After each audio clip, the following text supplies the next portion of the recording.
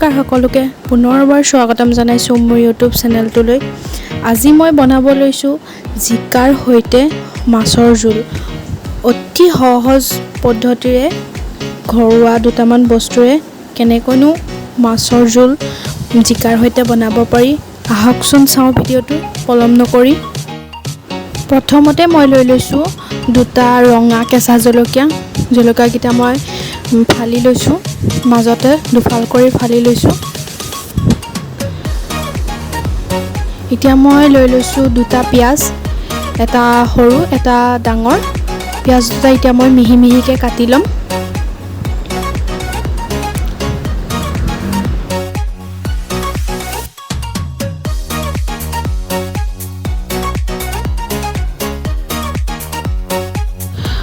ভিডিঅ'টো নহ'ল আধা কৰিছিলোঁ, তাৰ বাবে ক্ষমা কৰিব।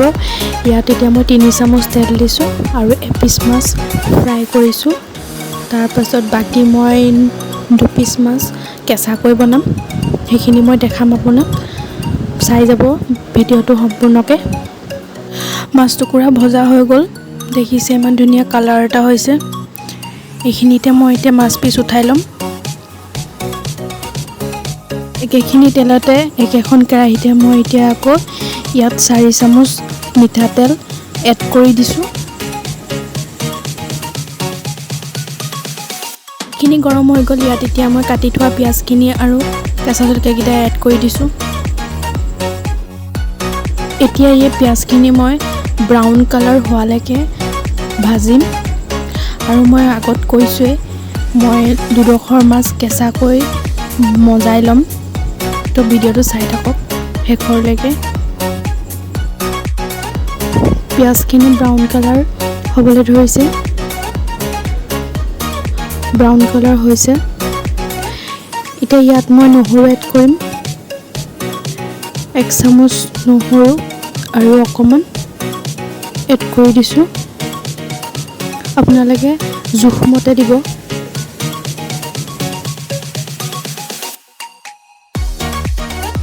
তলত লাগি যাব পাৰে, সেইকাৰণে মই ইয়াত অকণমান পানী এড কৰি দিছোঁ। এতিয়া ইয়াত মই 1.5 চামুচ নিমখ এড কৰি দিছোঁ। নিমখটো আপোনালোকে সোৱাদ অনুসৰি দিব। এতিয়া ইয়াত মই আধা চামুচ হালধি এড কৰি দিছোঁ। এতিয়া ইয়াত মই Kashmiri red chilli powder add কৰিছোঁ, আপোনালোকে নিজৰ জোখমতে দিব। এতিয়া ইয়াত অকণমান ধনিয়া পাউডাৰ দি দিছোঁ আৰু জিৰা পাউডাৰ অকণমানো দি দিছোঁ।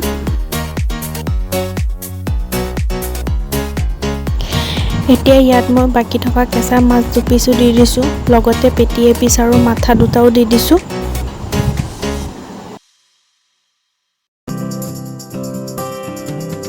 এতিয়া ইয়াত মই এগিলাচ জোখৰ পানী এড কৰি দিছোঁ আৰু 5 মিনিটৰ কাৰণে উতলিব দিম, যাতে মাছৰ কেঁচা গোন্ধ ভাৱটো আঁতৰি যায়। এতিয়া এইখিনি 5 মিনিট হৈ গ'ল, ধুনীয়াকৈ মাছখিনি মজিও উঠিলে। এতিয়া মই এইখিনি এখন প্লেটত উঠাই ল'ম।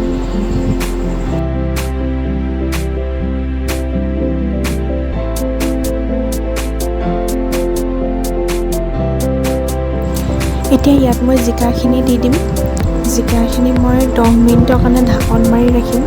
ইয়াত মই কোনো পানী এড নকৰোঁ, কাৰণ চবেই জানে জিকাৰ পৰা পানী ওলায়।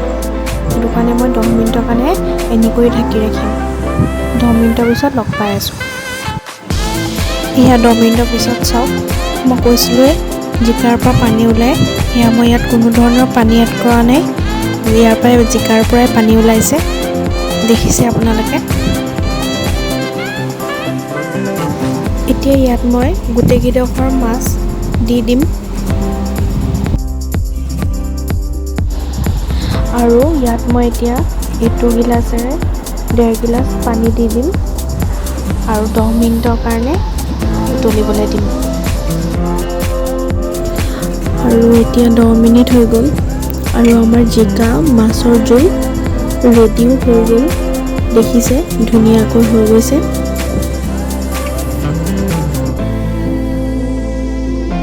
আহক এতিয়া আপোনালোকক ধুনীয়াকৈ ছাৰ্ভ কৰি দেখাওঁ। দেখিছে ইমান ধুনীয়া কালাৰটো হৈছে। ভিডিঅ'টো আজি ইমানেই আছিলে।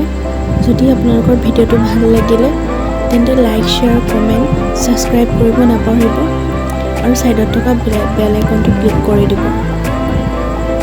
আজিলৈ আহিছোঁ, ধন্যবাদ।